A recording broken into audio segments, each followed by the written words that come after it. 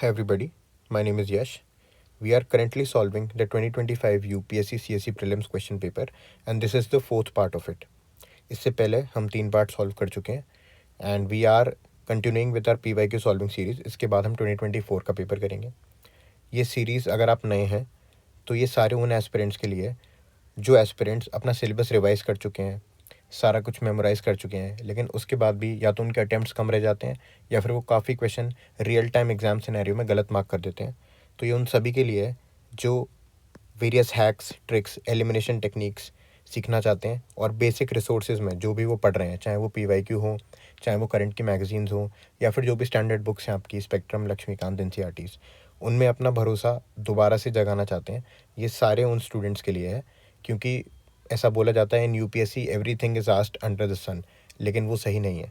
So we'll be reinstating our believes in all of these things. ये सारी जो normal चीज़ें एस्पिरेंट्स को करनी चाहिए और उसी के साथ हम आगे बढ़ेंगे. एंड यू कैन चेकआउट के कैसे मैंने पहले भी इन्हीं सारी चारों चीज़ों का यूज़ करके, ये चारों चीज़ों का यूज़ करके मैंने पहले भी मोस्टली सारे क्वेश्चन सॉल्व किए हैं और कुछ क्वेश्चन जो छोड़ने होते हैं वो छोड़े हैं.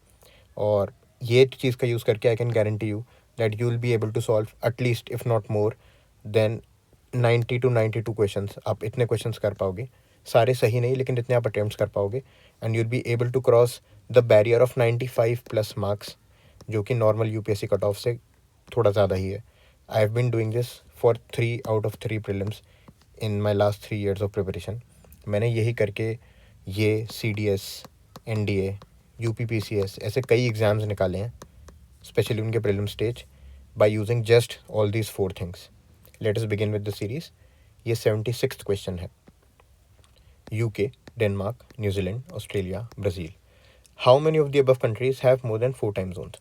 अब आपने जब भी वर्ल्ड ज्योग्राफी पढ़ी होगी तो आपने ये ध्यान दिया होगा कि वो कंट्री जिसका वेस्ट से ईस्ट का एक्सटेंट बहुत बड़ा होता है, ज़्यादा बड़ा होता है, जैसे एग्जांपल रशिया. रशिया का शायद सबसे बड़ा है. तो जिसका भी ये ज़्यादा बड़ा होता है उसे एक से ज़्यादा टाइम जोन्स रखने की कई बार ज़रूरत पड़ जाती है. वाई? बिकॉज दिन में वेरिएशन होता है. वहाँ किसी जगह सूरज पहले निकल रहा है, किसी जगह सूरज बाद में निकल रहा है, कहीं पहले ढल रहा है, कहीं बाद में ढल रहा है ना.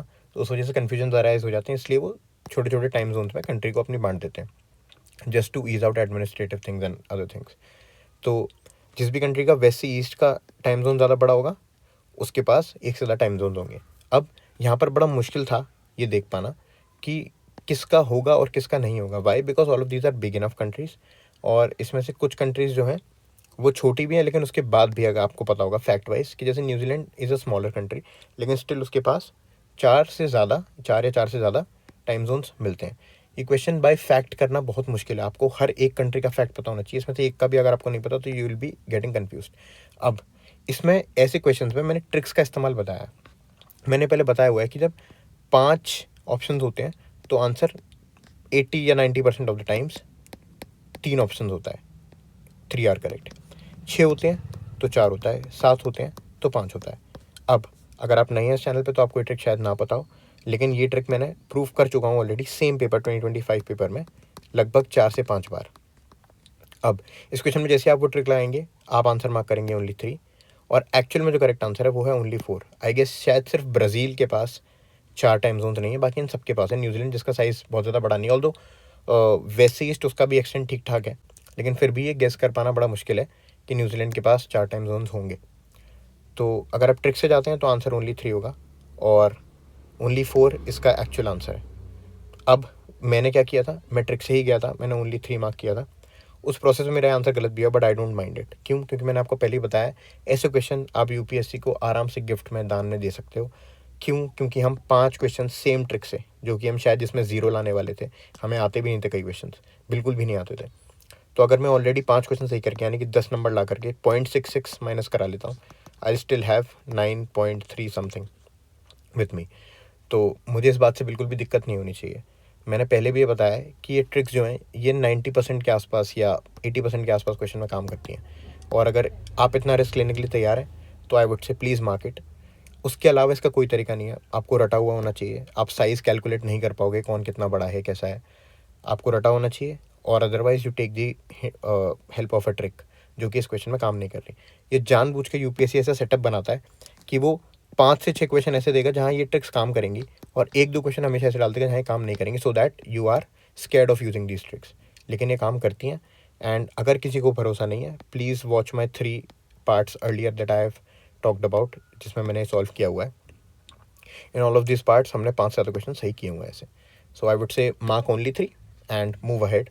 0.66 दे दो, 0.66 देने में ज़्यादा भलाई है rather than leaving this, because आप फिर बाकी भी छोड़ोगे, जितने सारे अलग क्वेश्चन हैं जिसमें ट्रिक काम करिए आप उन्हें भी छोड़ोगे। It is better to give away your marks in this question. Let's move forward now. Anadyr in Siberia, Nome in Alaska are a few kilometers from each other, but when people are waking up and getting set for breakfast in the cities, it would be different days. अब आपको पता है international date line की बात कर रहा है। एक तरफ इसके ये है रशिया है, और एक तरफ ये इसके अलास्का है जो यूएसए में पड़ता है। तो ये 2 पार्ट्स हैं इसके, और बीच में इंटरनेशनल डेट लाइन पड़ती है, जिसकी वजह से डे चेंज हो जाता है ना।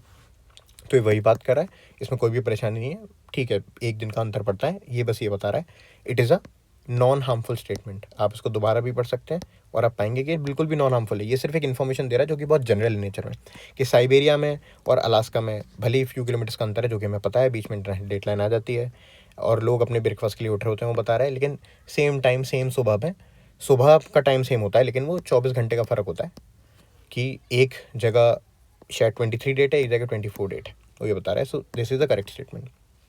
Now the second option is when it is Monday in Anadyr it is Tuesday in Nome. यानी कि अगर ये पार्ट अगर आप मैप ड्रॉ करेंगे तो ये पार्ट आएगा साइबेरिया का, आप मैप ड्रॉ कर देखें, और ये पार्ट आएगा अलास्का का, ठीक है। तो ये कह रहा है कि अनादीर यानी कि साइबेरिया में जो है वो मंडे है और यहाँ पर ट्यूसडे है। होता एग्जैक्टली उल्टा है। When you move from here from Siberia this part two Alaska, you will find कि एक दिन लूज़ हो गया है, एक दिन कम हो गया है। तो जब दिन कम होता है तो अगर यहाँ मंडे है तो यहाँ संडे होना चाहिए, या फिर अगर यहाँ ट्यूसडे है तो यहाँ मंडे होना चाहिए, एक दिन कम होता है। ये आपको कहाँ मिल जाएगा क्वेश्चन?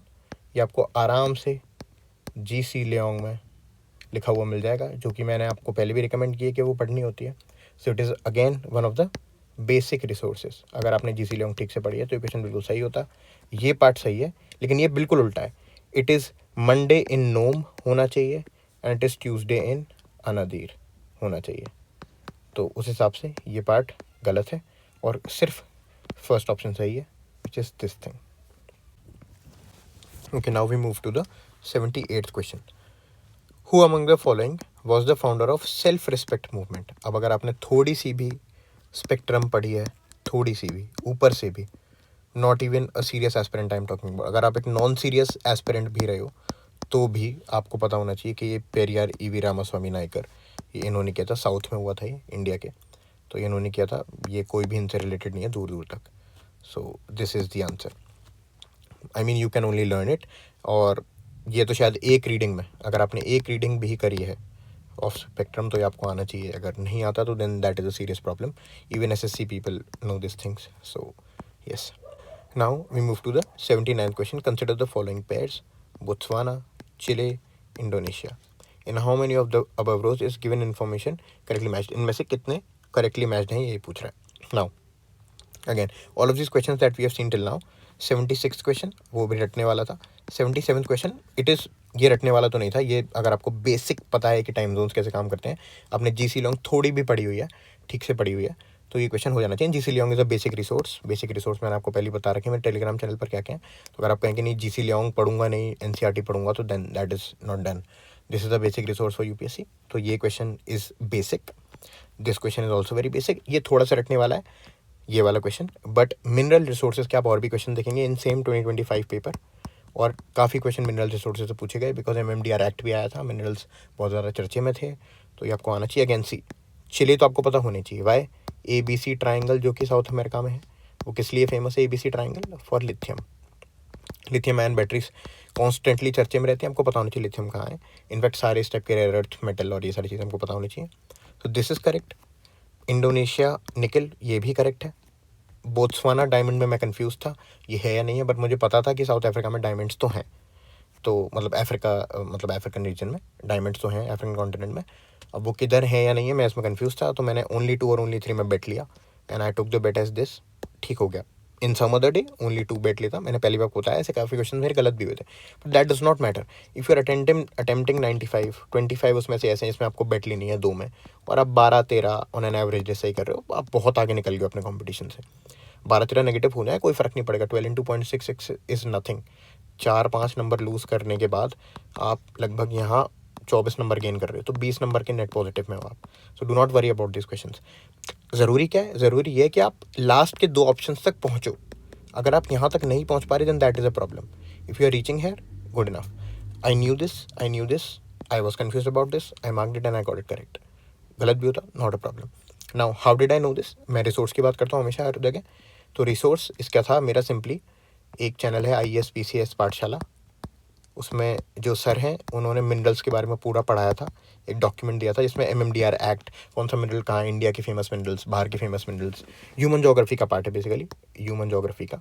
तो अगर आपने ये पढ़ा हुआ है, विजन मैगजीन करंट अगर आप पढ़ रहे थे, तो करंट में भी ये सारी चीज़ें काफ़ी हद तक डिस्कस थी। तो ये आपको पता होना चाहिए था, at least 2 out of the 3। Okay, so now we move to the 80th question. अभी अगेन रीजन्स दिए हुए हैं, मैपिंग का क्वेश्चन है और कंट्रीज पूछी हुई हैं। अब अगर आपने या तो मैपिंग काफ़ी ठीक से करी हो, जो कि मैंने सुदर्शन गुज्जर सर से पढ़ी है, यूट्यूब पर फ्री प्लेलिस्ट पड़ी हुई है उनकी पूरी, तो आई हैव वॉच दैट। अगर आपने भी ठीक से पढ़ी होती आप भी ठीक कर लेते। मैंने वो ठीक से पढ़ी थी, plus I watch little bit of football, not too much, पर मेरे को बेसिक आइडिया है थोड़ा सा। तो वहाँ से भी मेरा ये क्लियर हो गया था कि ये मलोरका ये जो जगह है, ये ला लीगा में खेलती है ये club, and this is a club of Spain. ये स्पेन में पड़ता है और ये इटली के सामने दिया हुआ था, तो इससे काम बहुत आसान हो गया। मुझे पता था कि मलोरका अगर स्पेन में है तो ये यहाँ है, और अगर ये गलत दिया हुआ है, यहाँ मैच किया हुआ, तो इसका मतलब कि नॉर्मंडी का भी हाई चांस है कि ये उल्टा टेढ़ा दिया हुआ है, कहीं गलत दिया हुआ है। ऑल्दो मुझे पता था कि Normandy is in France, but इससे भी क्लियर हो जाता है कि इसके आगे स्पेन लिखा हुआ है और स्पेन किसी और का है, तो ऑब्वियसली वो भी गलती मैच किया होगा, हाईली लाइकली। तो ये मुझे पता था एक्सचेंज है, तो ये गलत हो गया और ये गलत हो गया। मान लीजिए आपको ना पता हो नॉर्मंडी फ्रांस में, लेकिन आपको सार्डिनिया पता होना चाहिए, then Sardinia is in Italy. तो ये तीनों आपस में एक्सचेंज है, ये तीनों इन्हीं में से किसी के आंसर हैं, लेकिन ये एक्सचेंज है। So Mallorca belongs to Spain, Normandy belongs to France and Sardinia belongs to Italy. That is how it should have been. अगर आपने मैपिंग अच्छे से करी है, आई एम नॉट सेइंग कि ये एकदम ऊपर से हो जाएगा जैसे रामास्वामी नायकर वाला क्वेश्चन हो गया, अच्छे से मैपिंग करनी पड़ेगी, लेकिन अगर आपको 1-2 भी पता है तो you will be able to figure out things, मेरा ये कहने का मतलब है। तो how do you do mapping? This is from again basic resource, Sudarshan Gurjar sir ने बहुत अच्छे से कराया है, उन्होंने ये सारे पार्ट्स डिस्कस भी किए थे सुदर्शन सर ने। तो answer should be none, and again a question from basic resource. So let's see ये जो क्वेश्चन है, this is from Spectrum, this is from basic geography mapping. This is a little difficult question, लेकिन current पे अगर आप updated थे तो you could have made a guess. Again a difficult question, नहीं मार्क किया तो not a problem. This is a very easy question from ji C Leong. The question number 76 was also a difficult question, but obviously yes, वो उसमें guess वाला था, और ज़्यादातर लोगों का, मेरे फ्रेंड्स का भी गलती हुआ, तो not a problem. Little difficult question अभी तक जो हमने इनकाउंटर किए, but we will find easier ones as well. Now see, here is an easy question. Easy question बोलते ही ईजी क्वेश्चन आ गया। You see, some rare earth elements are used in the manufacture of flat television screens and computer monitors. Some rare elements are used. होते होंगे, ना भी होते हो, मुझे एक प्लास्टिक वाला क्वेश्चन किया था ना, कि प्लास्टिक केसेस में यूज़ होती है, सिगरेट में यूज़ होती है। ऊपर क्वेश्चन किया था हमने, सिगरेट में यूज़ होती है, टायर में यूज़ होती है। अरे होती होगी, how do I know, how do I know, होती होगी। ठीक है, मान लिया। आपने कहा सम रेयर एलिमेंट चाहिए, चाहिए भाई। Now second option is some rare earth elements have phosphorescent properties, यानी कि ल्यूमिनस, यानी कि वो अगर उन पे मान लो कि वो लाइट एमिट कर सकते हैं, अगर उन पे एनर्जी इम्पार्ट की जाए, उन पर एनर्जी इम्पार्ट की जाए, कहने का मतलब ये, हिंदी में भी आप पढ़ सकते हैं, एनर्जी इम्पार्ट की जाए तो वो लाइट एमिट करते हैं। ठीक है भाई, टेलीविजन में हो सकता है, इसलिए लग रहे हो ना।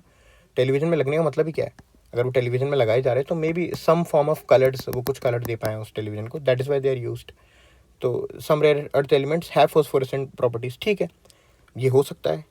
इतने सारे रेयर अर्थ एलिमेंट है, किसी के पास तो होगी, मेटल में तो हम देखते हैं अक्सर, और हो सकता है इसलिए यूज़ किया जा रहा हो। तो ये दोनों ही बातें ठीक हैं, ये दोनों स्टेटमेंट्स भी सही हैं, and then they are also a reason to each other. तो हम ये फर्स्ट ऑप्शन सही करेंगे, both statement 1 and 2 are correct, and statement 2 explain statement 1। ठीक है, 81 इज़ द आंसर, 81 का A is the answer. Again a very easy question, question जो 1 minute में देखते हो जाना चाहिए, बिकॉज जेनरिक बातें कर रहा है इतनी। Okay, now we move to the 82nd question. अब ये क्वेश्चन जो है वो इंडियन रेलवेज और कवच के ऊपर है। ये कवच कब फेमस हुआ था? अगर आप रेगुलरली पढ़ते होंगे तो आपको पता होगा कि उड़ीसा में 2023 या 2024 में उड़ीसा में एक ट्रिपल ट्रेन कोलिजन हुआ था, ट्रिपल ट्रेन कोलिजन जिसमें एक कवच सिस्टम फेल हो गया था, और इसका अश्विनी वैष्णव जो हमारे मिनिस्टर हैं उन्होंने बहुत ज़्यादा प्रचार किया था इस सिस्टम का। तो लेकिन ये इन दी एंड फेल हो गया सिस्टम वहाँ पर, तो इसकी बहुत ज़्यादा क्रिटिसिज्म हुई थी। That is why it came in news. थोड़ा पुराना इशू था, but then again it was being talked about, इसलिए क्वेश्चन आया। ये क्वेश्चन कहाँ का दिया होता है? This question Kavach system specifically, Kavach system जो है ये ऑल ओवर द न्यूज़ था। ये CA मैगजीन्स में भी था 2024 की ईयर की, मैंने वहीं से रीड किया था। इसके अलावा मेरे पास कोई नोट्स नहीं थे इसके, and I was able to mark it correct. अब ये मैंने क्वेश्चन का बैकग्राउंड दे दिया आपको। Let's read. Which of the statement given above are not correct? इनमें से कौन से सही नहीं है? ठीक है। Indian railways have prepared a national rail plan to create a future ready railway system by 2028। Again year कुछ भी हो सकता है, 2028 मैं थोड़ा सा स्केप्टिकल हुआ। 2028 है, 30 है, 35 है, नो बडी नोज। तो गलत भी हो सकता है, नाउ कवच is an automatic train protection system developed in collaboration with Germany. ये गलत है। ये इतना ज़्यादा न्यूज़ में था, ये कवच जो है ना हमने इंडिजिनियसली डेवलप किया है। ये इंडिजिनियस है, ये भारत का है। अगर ये भारत का है तो जर्मनी के साथ हो नहीं सकता ना। हमें पता लग गया कि 2 तो होना चाहिए ऑप्शन में। अब जिस भी ऑप्शन में 2 नहीं उसे काट दो, क्योंकि 2 तो गलत है ना, तो 1 and 3 कट गया। नाउ कवच system consist of RFID tags fitted on tracks and station section. हाँ ठीक है, ये बिना इंसान के भी चलता है क्योंकि इसमें रेडियो फ्रीक्वेंसी आइडेंटिफिकेशन है। ये एक ट्रिक स्टेटमेंट है। कवच आपने पढ़ा होता तो आपको पता होता, कोई ट्रिक यूज़ नहीं हो सकती एज सच। तो ये स्टेटमेंट ठीक है। तो अब हमें पता है कि 3 ठीक है, यानी कि 3 नहीं होना चाहिए किसी में भी। इसमें 3 है, इसमें 3, क्योंकि तो ठीक है ना, 3 तो ठीक है। तो 1 अगर आपको पता हो, ईयर पे मैं स्केप्टिकल था ही, 2028 से 35 है, पता नहीं, ठीक है। तो नहीं भी पता 1 तो चल जाएगा। बट अगेन सी, मुझे तीनों स्टेटमेंट्स के बारे में नहीं पता था, सिर्फ 2 के बारे में पता था। Still I was able to mark it correct. अगर आपको ये और ये पता होता तब भी आप शायद करेक्ट कर लेते इस क्वेश्चन को। तो the gist of the thing is that you read from basic resources, और हर क्वेश्चन के बारे में थोड़ा थोड़ा भी आइडिया है, तो you will be able to maybe mark it correct. Again, a difficult question. I'm not saying this is an easy question, but it's okay. You will have to mark something or the other. And it was from a resource which was basic only. इस ये magazine में था, तो I can not से कि ये basic नहीं है। मैं यही चाह रहा हूँ कि आप बेसिक रिसोर्सेज में अपना बिलीफ रीइंस्टेट करें। और अगर मैं बोलता हूँ 2024 की मैगजीन में था, आप जाएँ। 2024 की PT में था, आप जाएँ, पढ़ें, देखें। इकोनॉमी में डिस्कस था, ये 2023 में भी डिस्कस था, क्योंकि जो कोलिशन हुआ था ये आई गेस 2023 में अगस्त या सितंबर के टाइम हुआ था। Please look at it once. लेकिन उसी टाइम के आसपास हुआ था। I remember it because I had my mains that year. So whatever I am saying, मतलब I am not just making up things. Okay, we move to the 83rd question. Again a very easy question. How many of the above space missions given above encourage and support microgravity? Microgravity क्या होती है, कैसे होती है, बहुत ज़्यादा चर्चा में थी, आपको पता है। ठीक है, रहने दो। माइक्रोग्रेविटी नहीं पता।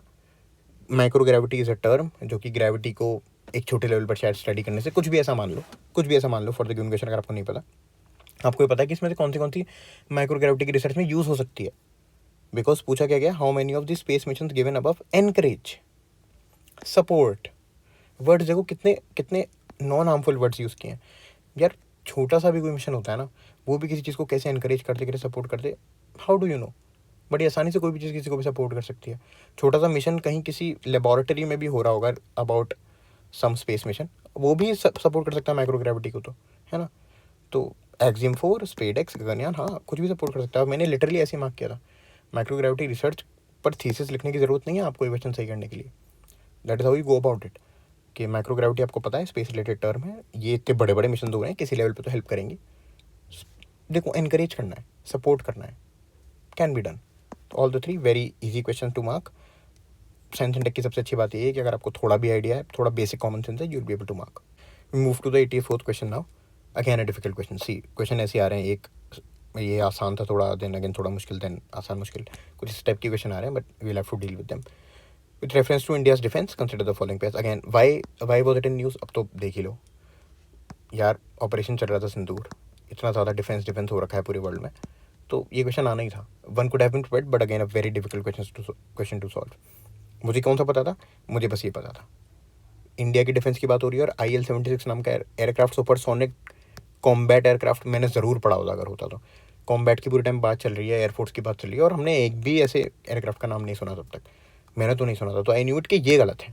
मुझे बस यही पता था। इन दी एंड आई टेल यू कि मैं इस क्वेश्चन को छोड़कर आया। I had attempted around 94 question in this exam. जो 6 क्वेश्चन थे शायद उसमें रहा होगा, मैंने नहीं मार्क किया था, मुझे याद नहीं आता। ठीक है, तो आई न्यू इट के IL-76 तो यहाँ नहीं है, विच मीन्स कि ऑल द 3 तो ऑप्शन हट गया। अब बची 3 option. Ideally in some of the scenario I could have taken a guess, पर मैं नहीं ले पाया क्योंकि मुझे डॉनियर 228 पता नहीं था कि मैरीटाइम पेट्रोल के लिए है या नहीं है।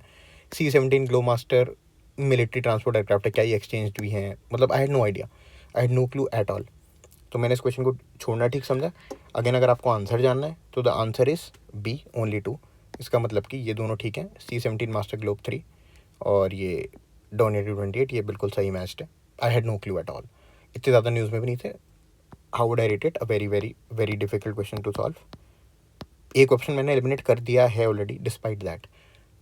किसी और सिनेरियो में I could have taken a guess, आप भी ले सकते हैं, 3 में से एक मैं कई बार गेस ले लेता हूँ। You could have taken a guess on only 1 only 2, none पे तो बड़ा मुश्किल है गेस लेना।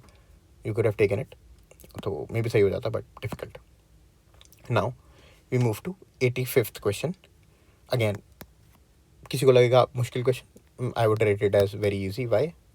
बिकॉज क्लाउड सीडिंग के मैं CA मैगजीन पढ़ता हूँ, आई एम टेलिंग यू ये कम से कम 3 महीने के मैगजीन में कवर हुआ है। मतलब आया, एग्जाम्पल देता हूँ, तो जून में आया मान लो, फिर जुलाई में आया, फिर सितंबर फिर से आया, तो मैं इसे बार बार रीड कर रहा था। तो it was coming day in and day out, because I still remember IIT Kanpur का एक कोई मिशन था, आई don't remember the name, but IIT Kanpur ने कैरी आउट किया था ये। तो उसमें उन्होंने क्या यूज़ किया था? Silver iodide and potassium iodide, ये यूज़ किया था, and it was being talked about every time. You can mark it correct अगर आपने पढ़ा होता है। CA मैगजीन इसलिए बोलता हूँ कि PT मत पढ़ो, PT में आप कोई भी चीज़ शायद एक बार इनकाउंटर करोगे, लेकिन अगर आप CA मैगजीन्स पढ़ते हो तो आपको बेनिफिट क्या होता है कि अगर कोई चीज़ ज़्यादा टॉक्ड अबाउट है तो वो ज़्यादा बार अपीयर भी होती है। The more number of time it appears, the more your capacity to retain it, it goes up. ठीक है, now we move to the 86th question. Consider the following statements with regard to pardoning power of the President of India. The exercise of this power by President can be subjected to limited judicial review. You know it should be correct. Laxmikanth का question है, please गलत मत करना, please गलत मत करना, बहुत ही ज़्यादा टॉक्ड अबाउट चीज़ है ये तो। ठीक है, subjected to limited judicial review, हाँ। The president can exercise this power without the advice of central government, no. आपको पता है कि ये सारी चीज़ें जो हैं ये कैबिनेट से अनुमति लेकर की जाती हैं। In the end president is just acting on the advice of cabinet all the time. ठीक है, या council of ministers all the time, उनसे एडवाइस लेकर ये सारे काम करता है, उनके मर्जी के खिलाफ नहीं जा सकता वो।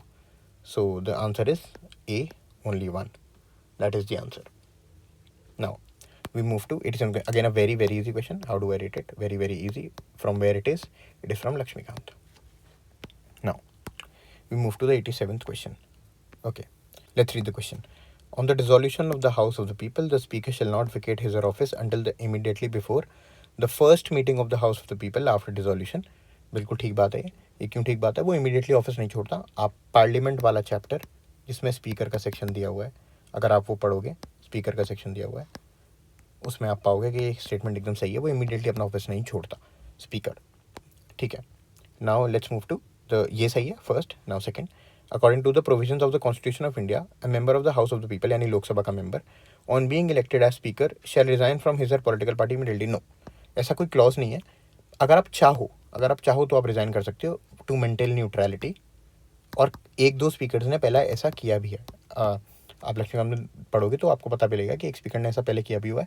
कौन है वो आप कमेंट करके नाम बताओ नीचे, अगर आपने लक्ष्मीकांत पढ़ी है तो आप बता पाओगे। ठीक है, तो न्यूट्रलिटी मेंटेन करने के लिए ऐसा हुआ है पहले से, लेकिन ये कोई क्लॉज नहीं है, ना ही ये मैंडेटरी है। आप ये कर सकते हो on basis of your will. So this is a wrong statement. Second, as soon as you mark it wrong, सिर्फ आपको एक पता होना चाहिए, सेकंड गलत है, गलत है, गलत है, गलत है। So your answer is C. Okay. Now we move to 88th question. If any question arises as to whether a member of the House of the People has become subjected to disqualification under the 10th schedule, the President's decision.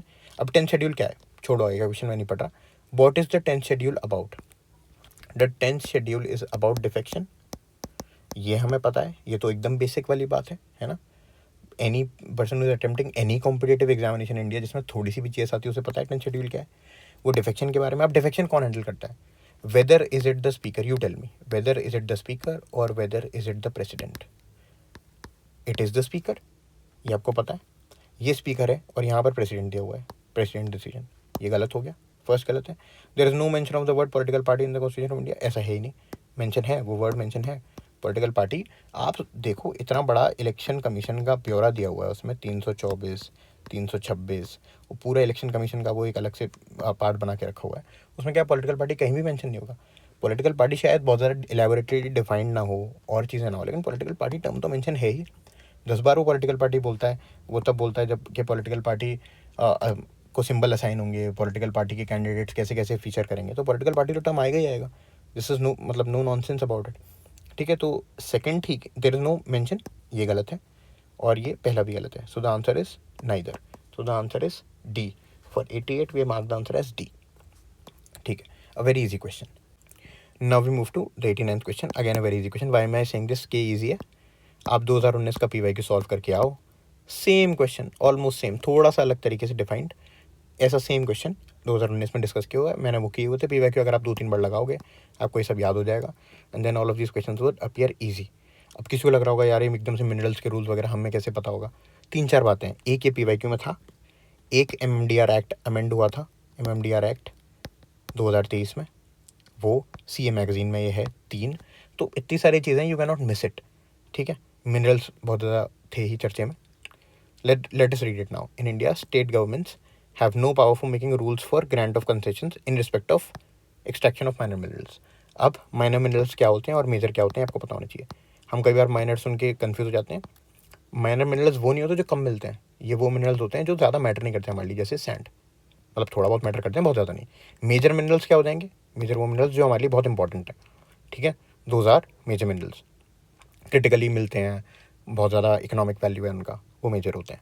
बाकी सारे minor होते हैं। तो minor minerals की power है, इनके लिए rules बनाने की पावर है, इनके एक्सट्रैक्शन के लिए स्टेट गवर्नमेंट के पास। बात ये सही है, तो यानी कि इसमें क्या दिया हुआ है? नो पावर, तो यानी कि क्वेश्चन गलत हो जाएगा, ये स्टेटमेंट गलत हो जाएगा। In India the central government has the power to notify minor minerals under the relevant law. हाँ, अब देखो ये ऑप्शंस कैसे कनेक्टेड है, ये ऑप्शंस कैसे कनेक्टेड है। अगर आप ढंग से पढ़ना चाहो तो पहले इसे पढ़ो, इसको पढ़ो और सोचो कि क्या कहना चाह रहा है। वो कह रहा है कि सेंट्रल गवर्नमेंट जो है वो माइनर मिनरल्स नोटिफाई कर देती है, वो बता देती कि देखो माइनर मिनरल्स की लिस्ट ये है, ये लो, ये रही लिस्ट 1 2 3 4 5 6, ये लिस्ट है आपकी। अब इसका हमें कुछ नहीं करना, अब इस पर रूल्स बनाए स्टेट गवर्नमेंट। ठीक है, this is how it is done. इस पर सारे रूल्स बनाए स्टेट गवर्नमेंट। हम कैसे हैंडल करेंगे? एक मेजर मिनरल्स की लिस्ट भी इन लोगों ने बनाई होगी। ठीक है, अब इसके बारे में हम चीज़ें तय करेंगे ज़्यादातर। ठीक है, तो अपना काम ईजी करने के लिए अब आप इसको पढ़ोगे ना उस स्पिरिट में, अगर आपको थोड़ी बेसिक नॉलेज है तो आपको पता लगेगा कि अच्छा ये स्टेटमेंट पहले आएगा और बाद में ये स्टेटमेंट उसको फॉलो करता है कि माइनर मिनरल्स की लिस्ट सेंट्रल गवर्नमेंट ने दे दी और वो लिस्ट पे एक्शन लेने की पावर किसको दे दी? स्टेट गवर्नमेंट्स को। ठीक है, तो the first option is statement is incorrect, the second statement is correct. तो सेकंड इज ये ऑप्शन हो जाएगा, statement 1 is not correct but statement 2 is correct. The answer should be 89 का D. Now we move to 90th question. Which organization has enacted nature restoration law? अब आप छोड़ो, अब आप क्या लॉ है उसे जाने दो, लॉ है। अब आप मुझे बताओ इनमें से कौन सी ऑर्गेनाइजेशन के पास पावर है लॉ बनाने की? क्या food and agricultural organization FAO ये लॉ बनाती हैं? लॉ कौन बनाता है? लॉ बनाती है गवर्निंग बॉडी, जो गवर्निंग बॉडी होती है, जैसे कि इंडिया में सेंट्रल गवर्नमेंट है ना, लेजिस्लेचर जो सेंट्रल गवर्नमेंट का पार्ट है, वो लॉ बनाती है। क्या कोई बैंक लॉ बनाएगा? बैंक तो अपने रूल्स रेगुलेशन निकाल सकते हैं but they can not make a law for the countries, है ना। कोई भी बैंक लॉज नहीं बनाता किसी कंट्रीज के लिए। ठीक है, the organization for economic cooperation and development, ये OECD कैसे लॉ बना देगी? ये सारे ये लॉ बनाएगी यूरोपियन यूनियन। मैंने लिटरली इतना ही देखा था, मुझे नहीं पता नेचर रजिस्ट्रेशन लॉ क्या है, न्यूज़ में होगा शायद, मुझसे मिस हो गया था। बट देन आई थॉट कि who can make a law which is to be abided, और जो क्लाइमेट चेंज की बात भी करता हो, बायोडाइवर्सिटी लॉस की बात भी करता हो, और वो अबाइड किया जाना चाहिए एक बड़े एरिया में, एक जोग्राफिकल एरिया में, वो यूरोपियन यूनियन ऐसा काम कर सकता है। और किसी की ऑर्गेनाइजेशन के पास इतनी दम, मतलब उनका रोल ही नहीं है। तो European union is the answer and you move forward. This is common sense and logic, common sense and logic. Let's move to 91st question. Again, it's a question about panchayats. It's straight from Lakshmikant. और intermediate level पे panchayat exist करती है सारे level पे। पहला statement ये है, क्या ये सही है गलत है? You will tell me in the comments this is a wrong statement, completely wrong statement. कैसे पता है हमें?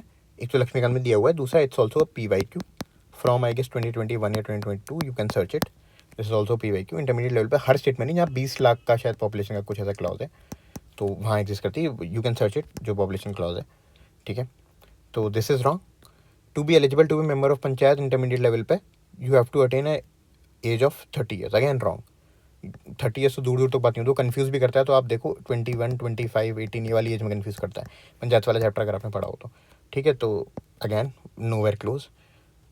तो ये दो स्टेटमेंट गलत है और नॉट करेक्ट ही आइडेंटिफाई करने हैं। ठीक है, तो 1 और 2 तो आएंगे, आंसर में 3 आएगा कि नहीं ये देखना है, तो इन दोनों में से आंसर होगा अभी तक तो chief minister of a state constitutes a commission to review the financial positions of panchayat. ठीक है, एक कमीशन को बिठाता है। कौन सा कमीशन होता है, मुझे नाम बताओ, जो फाइनेंशियल पोजीशन रिव्यू करता है? कौन सा कमीशन होता है? Finance commission. Finance commission panchayat की कौन रिव्यू करेगा? सेंट्रल फाइनेंस कमीशन करेगा या स्टेट फाइनेंस कमीशन करेगा? कौन करेगा? स्टेट फाइनेंस कमीशन करेगा। और स्टेट फाइनेंस कमीशन को कौन बिठाता है, कौन गठित करता है? आप मुझे बताओ, सेंटर को कौन करता है? सेंटर को प्रेसिडेंट करता है ना, ये तो पता होगा आपको। तो स्टेट को कौन करेगा? गवर्नर। और यहाँ क्या दिया हुआ है? Chief minister. पूरा स्टेटमेंट पढ़ना भी नहीं पड़ता, अगर आप ध्यान से पढ़ो, स्लोली पढ़ो, देख कर पढ़ो, तो आपको पता लगेगा कि 2-3 लाइन पढ़ते ही आपको पता लग जाए कि कुछ गड़बड़ है अगर, तो आपको इनिशियली पता लग जाएगी। तो ये चीफ मिनिस्टर कंस्टिट्यूट नहीं करता, गवर्नर करता है, यानी कि थर्ड तो रॉन्ग है। ठीक है, तो थर्ड रॉन्ग है, फर्स्ट भी रॉन्ग है, सेकंड भी रॉन्ग है, तो आंसर क्या होना चाहिए? 1, 2 एंड 3। तो 91st का आंसर आएगा D. Okay, now we move to the 92nd question. 92nd, ये बीमस्टेक के बारे में क्वेश्चन क्यों आया बीमस्टेक के बारे में? Because it was talked about in the CA magazines. क्यों? क्योंकि इनका एक चार्टर लॉन्च हुआ था तब। ठीक है, किसी भी ऑर्गेनाइजेशन में कोई नई चीज़ होती है, कोई नया बैंक उससे इंक्लूड होता है, कोई नया डिसीजन लिया था, इनका तो चार्टर ही आया था। ठीक है, तो इसलिए टॉक्ड अबाउट थी इतनी ज़्यादा, सीए मैगजीन में थी, नथिंग टू वरी अबाउट, वहीं से मैंने भी पढ़ा था। Let's read the question. It is a regional organisation, ठीक है, consisting of 7 member states till January 2025। बिल्कुल ठीक है। डेट क्यों दी है यहाँ पर? क्योंकि ये चार्टर में ही क्लॉज था, मैगजीन में भी होता है, चार्टर में क्लॉज था कि अब ये अपनी मेंबरशिप को एक्सपैंड कर सकते हैं, इसलिए चार्टर बेसिकली आया ही था, इसलिए आया था ये चार्टर। ठीक है, दूसरे सब सेक्टर्स के लिए भी आया था, वो भी हम डिस्कस करेंगे। ठीक है, तो एक्सपैंड कर सकते हैं, जनवरी 25 तक 7 मेंबर हैं, आप भी साथ ही हैं, तो ये करेक्ट है। It came to existent with the signing of Dhaka declaration. No, Dhaka declaration क्या थी, कैसे आई थी? ये सार्क की थी। अगेन सीए मैगजीन में दिया हुआ था, वहीं दिया हुआ था, इवोल्यूशन दिया हुआ था बीमस्टेक का कंपैरिजन सार्क से दिया हुआ था, विजन मैगजीन में से ही है ये सब जो मैं बोल रहा हूँ। ठीक है, तो वहाँ दिया हुआ था कि ढाका जो डिक्लेरेशन है वो सार्क के लिए, ये पता होना चाहिए। मतलब basic organization G7, world bank, IMF, G20, IBSA, SCO, ये सब आपको पता होनी चाहिए, ये कैसे कब बनी, इनका डिक्लेरेशन कहाँ कैसे कैसे हुआ। तो ये गलत है। बांग्लादेश, इंडिया, श्रीलंका, थाईलैंड, नेपाल, ये फाउंडिंग मेंबर्स से बिल्कुल गलत। बीमस्टेक का पहले नाम हुआ करता था बीस्टेक करके, कुछ ऐसे करके नाम हुआ करता था, जिसमें बांग्लादेश, इंडिया, थाईलैंड ऐसे करके और इकोनॉमिक कॉपरेशन कुछ ऐसे इसकी फुल फॉर्म होती थी। उसके बाद बीमस्टेक, तो उसको बे ऑफ बंगाल इनिशिएटिव, ये तो बना दिया गया बाद में, fabricated synthetically.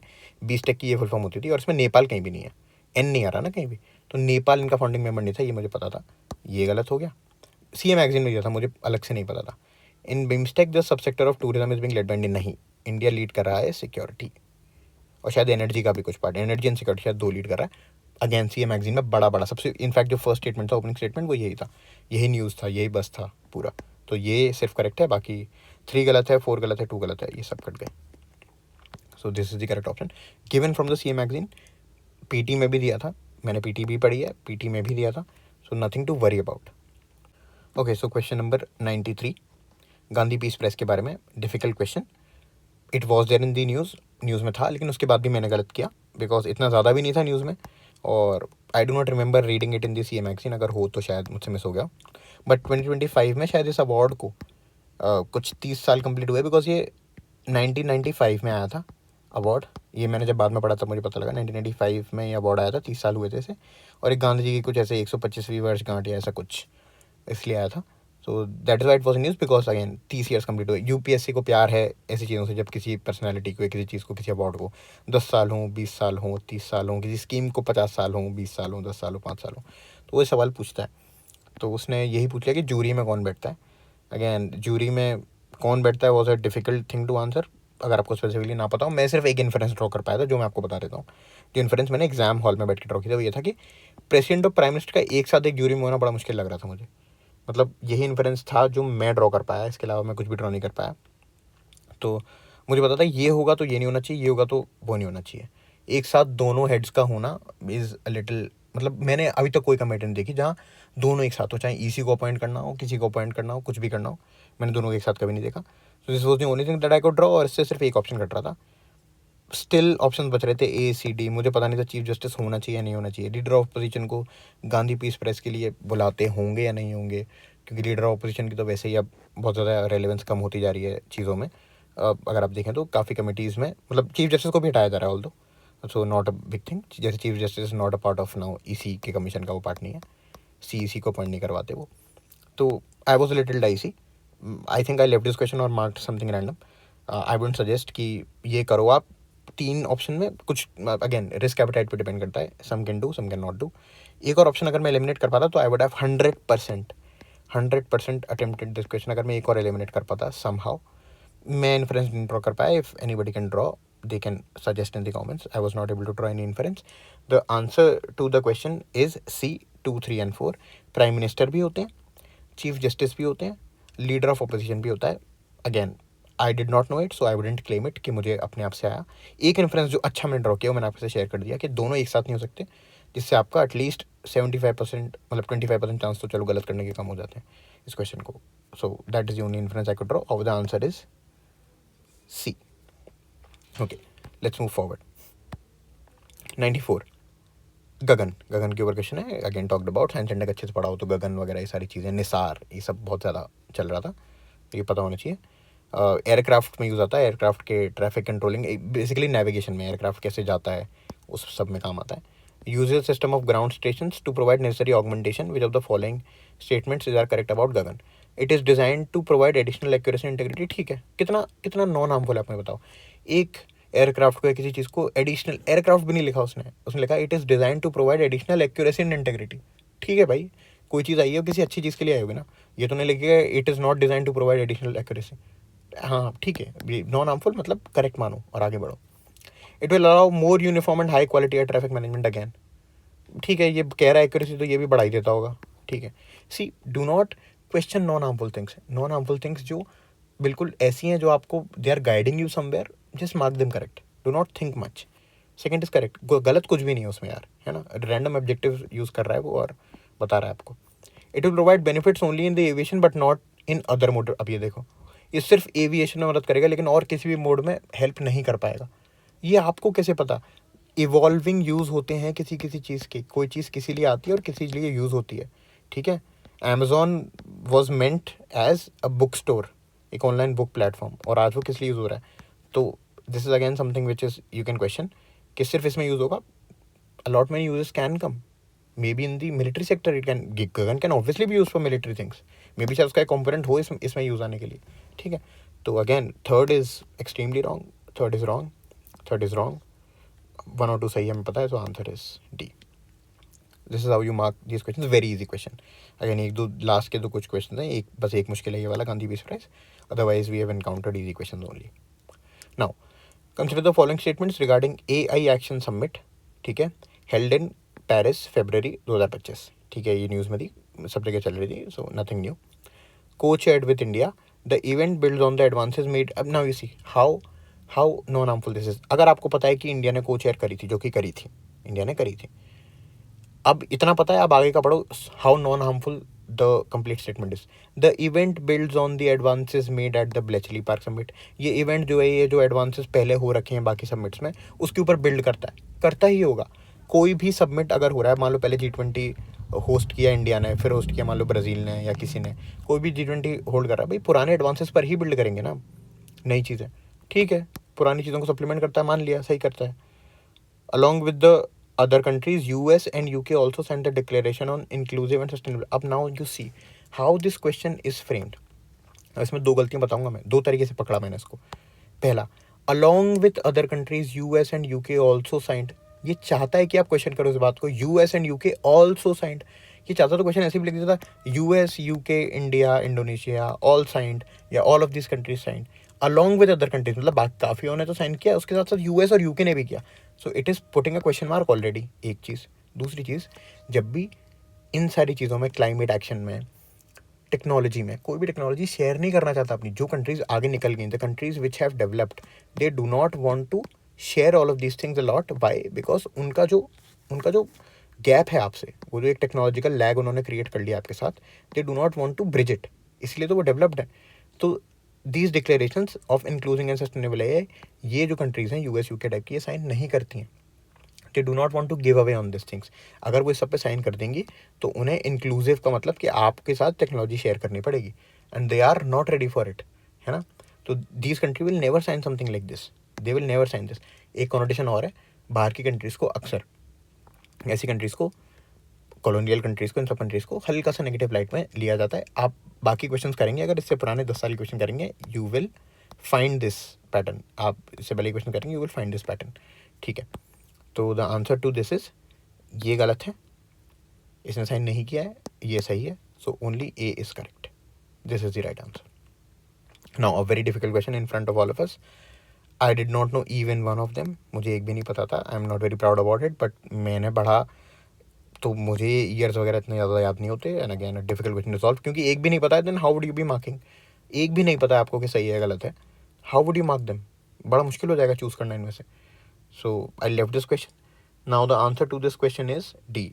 All the four are correct, and good that they are correct. मुझे तो नहीं आते थे.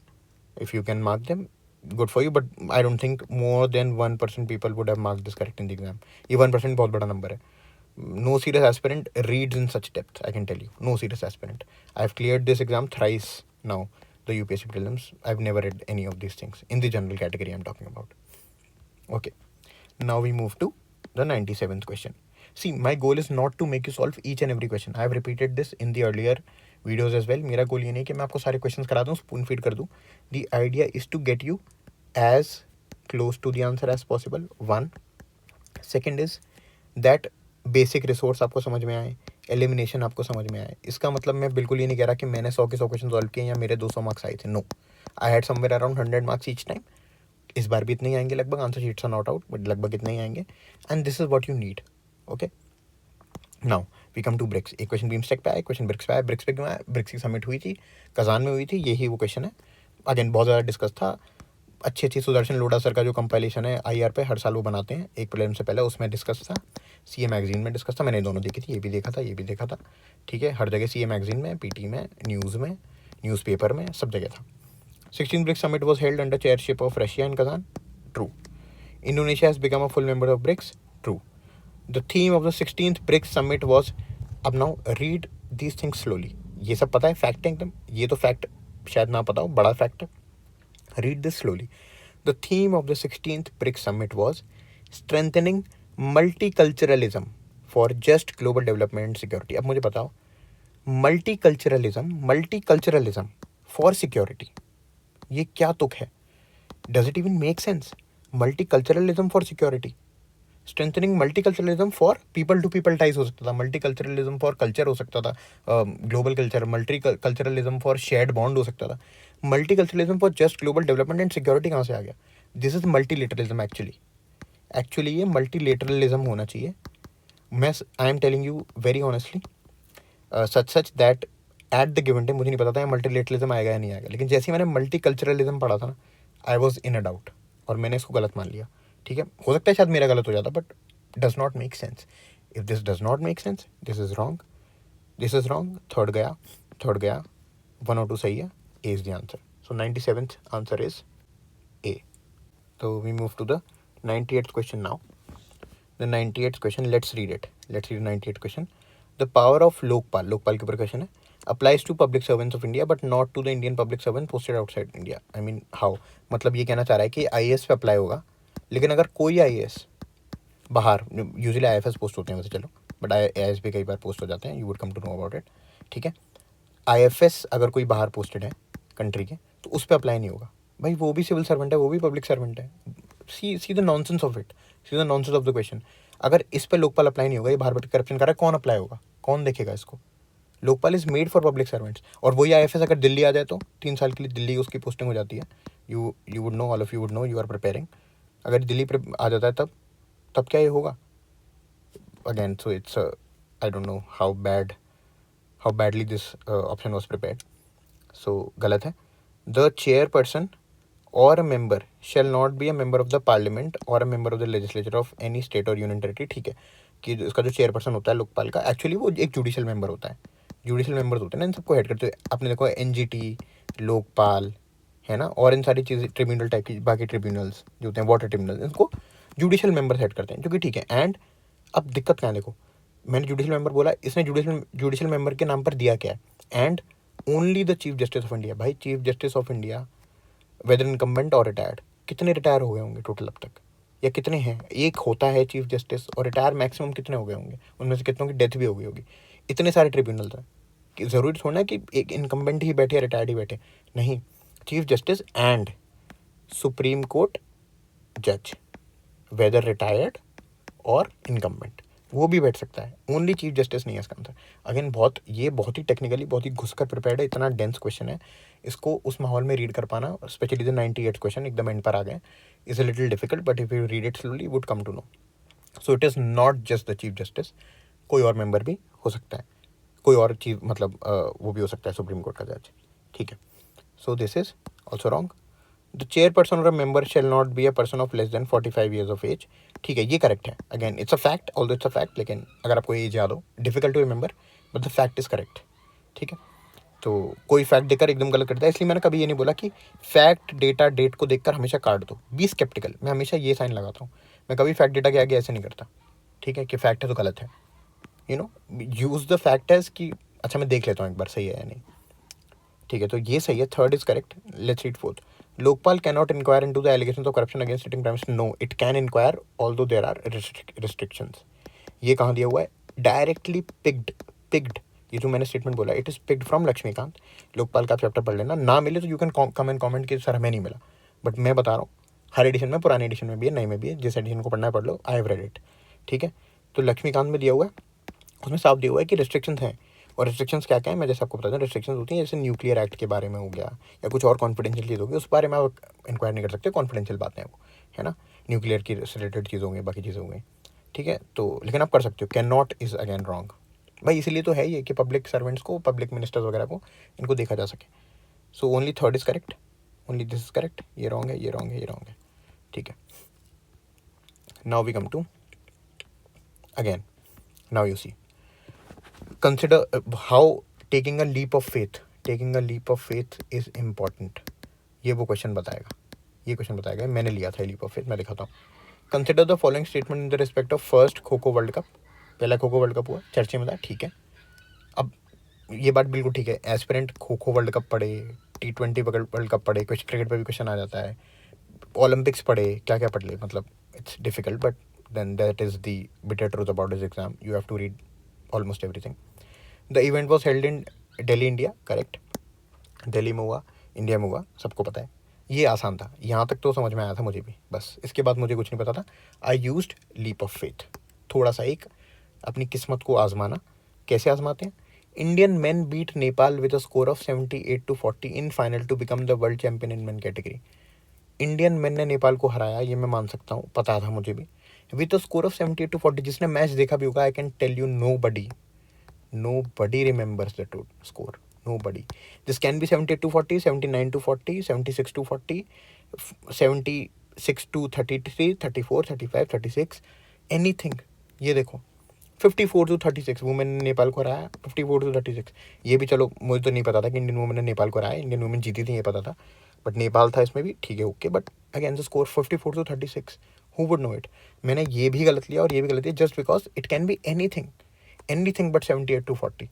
ये भी डिजिट चेंज हो सकती है, ये भी डिजिट चेंज हो सकती है, अगर चैंपियन पता है तो, वरना चैंपियन भी चेंज हो सकता है। So I took a leap of faith, first मुझे पता था। एक और चीज़ अच्छी ये हुई थी कि फर्स्ट मुझे पता है ऑप्शन में, तो ये कट गया था, अब 3 में से लेना था लीप ऑफ फेथ। और अगेन इस बात पे मैं बड़ा स्केप्टिकल था कि ये सही है या ये सही है, या दोनों सही है दोनों नहीं है। तो मैंने कहा अगर ये स्कोर गलत दिया तो हो सकता है दोनों ही स्कोर गलत दिए हो।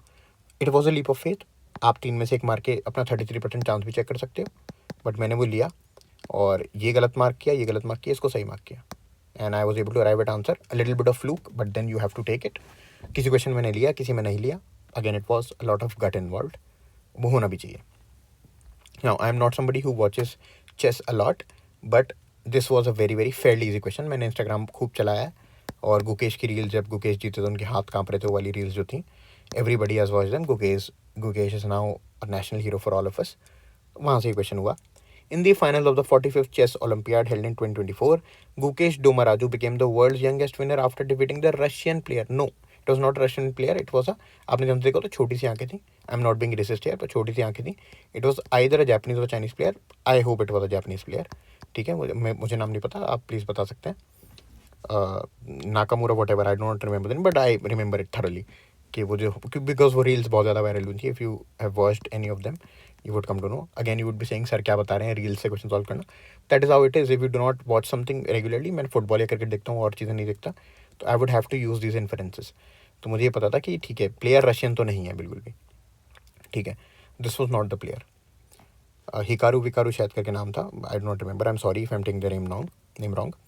Okay, so this I knew wasn't correct. Abhimanyu Mishra, an American chess player, holds the record of becoming world's youngest ever grand master. अब ये क्वेश्चन कंफ्यूज क्यों कर रहा है? आपने कहा कि यार यंगेस्ट तो गुकेश बना था, लेकिन यंगेस्ट वर्ल्ड चैंपियन गुकेश बने हैं.